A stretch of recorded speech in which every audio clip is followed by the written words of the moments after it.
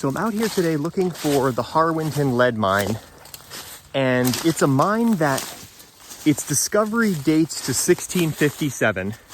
So it's one of the oldest mines in Connecticut. So two men from Farmington were out hunting on this land, John Andrews and John Stanley, I believe.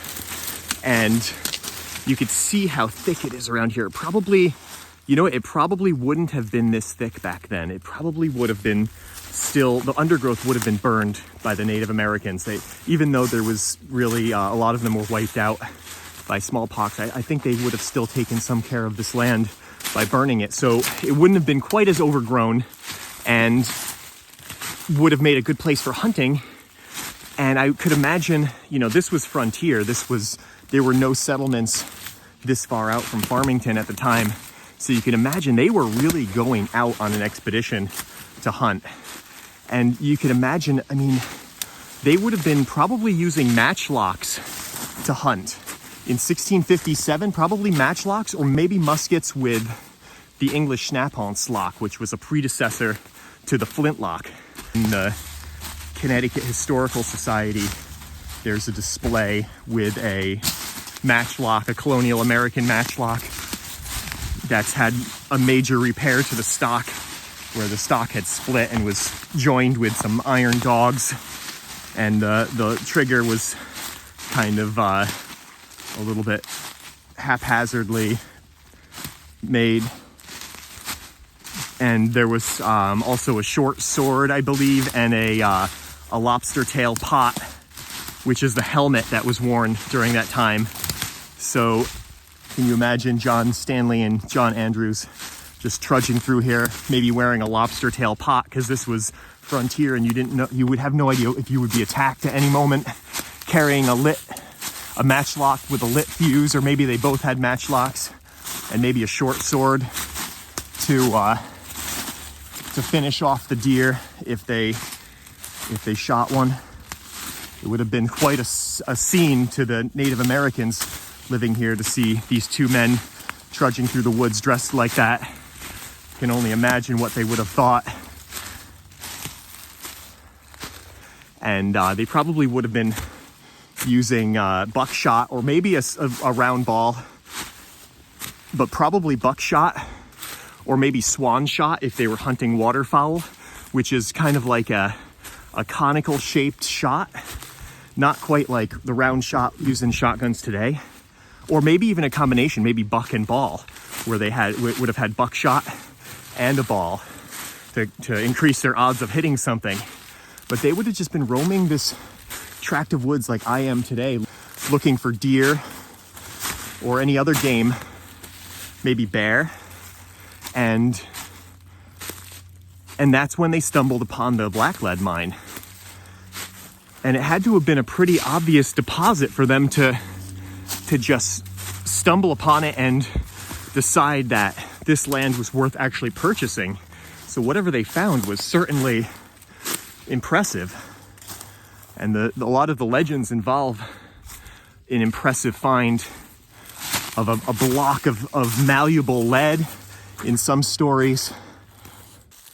And I believe this tract of land went on to become Waterbury and some of the other surrounding towns, which then split and became other towns. And it was called the Mattatuck Land Grant, I believe. So I haven't been able to find the original Mattatuck deed, the original document, but there's a recorded version that shows the signature of 3 of the Indians that the land was purchased from. And it's really interesting to see how they made their signature back then, these squiggly lines.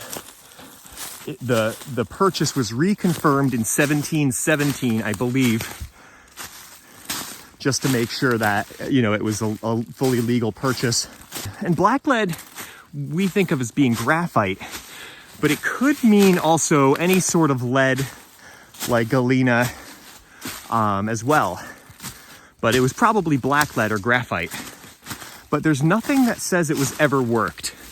That's why I kind of feel like the Union lead mine, the Clark lead mine, is a more interesting site, because that did say that Captain Clark made an entrance on the deposit, which means he worked it.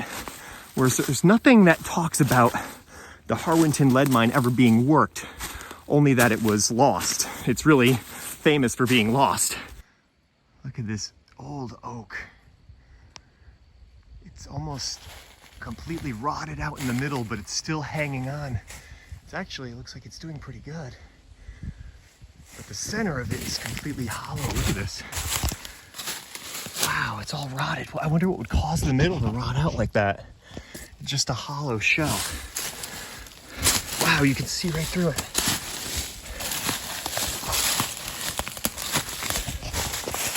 Look at its mangled dead branch with burls and swirly grain. Kind of like the tree of the dead in Sleepy Hollow.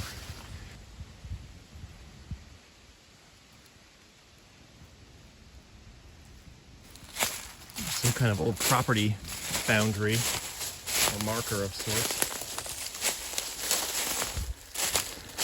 There's a quartz vein there. This whole cliff face is really fractured, and it would have been a great spot for them to prospect if there was an exposed quartz vein here. I mean, look at how easy this would be to remove some of the rock. Look at that. You wouldn't even need to drill and blast it. And this is interesting here, this fold with the quartz. It's not vuggy though. They're not crystals. It's just quartz. So I think if there isn't crystals, then it's not. Yeah, look at that vein in there though. It's kind of complex. There's veins going in all different directions, and just kind of inclusions in the quartz. I don't really know what to make of it. Look at this. Look at the folds on this rock. I've only seen anything like this one other time, and it was actually in Dutchie's Cave, also in Harwinton. It had something like this. Look at that. It's just quartz. I don't know if this is where lead could be found, though.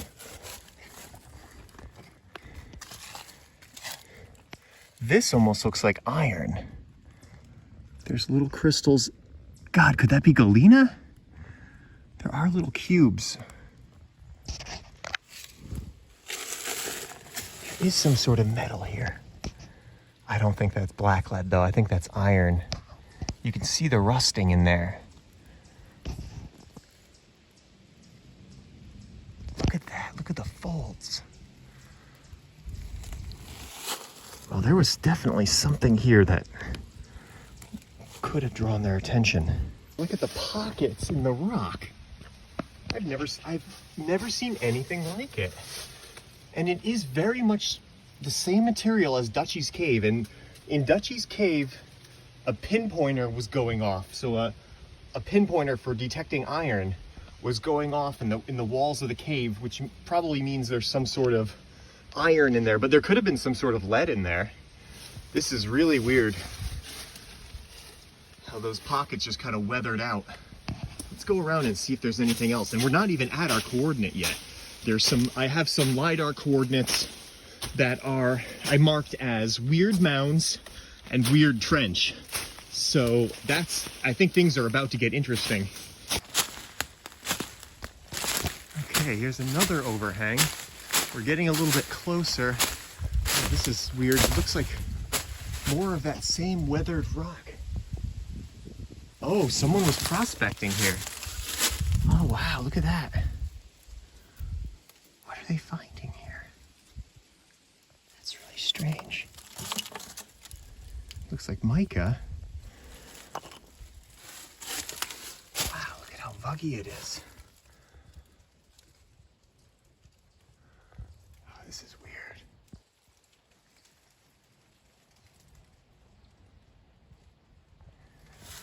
Same rock that Dutchie's Cave is formed from. Yeah, look at that.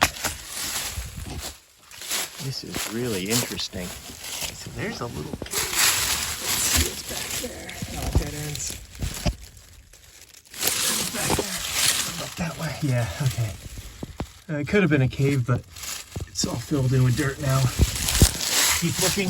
This is really interesting because one of the stories associated with the mine is about a Tory who hid out in these woods during the Revolutionary War. He hid out in a cave, and as legend has it, he said that the cave had a vein of lead that could be used to make bullets, enough bullets for all of His Majesty's army. Now that was definitely an exaggeration because, first of all, the lead is actually black lead, and second, the deposit, couldn't possibly be that large in this area. But he was later caught and hung, and the location of the cave was never revealed. It could have been Dutchy's cave, and there is some sort of metallic mineral in there, and that could have been what he mistook for the lead ore. And the cave does have a date carved in it from the Revolutionary War, a 1770s date carved into Dutchy's cave. So that may have been what they were referring to when he said he was hiding out in a cave. Or maybe there's another cave near the lead mine that's completely undiscovered. Maybe the entrance is closed up, or it's just in a very secluded area. So we'll keep going this way to the GPS coordinate. All right, so disappointed. So disappointed. The mound, I found the mounds. So these are the mounds that I found on Lidar, and they looked really good on Lidar, but it's actually just turned out to be modern dumping material. Just dirt and rock.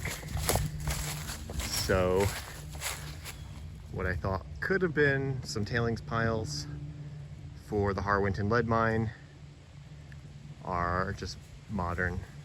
So the Lidar certainly worked well in leading me to those mounds.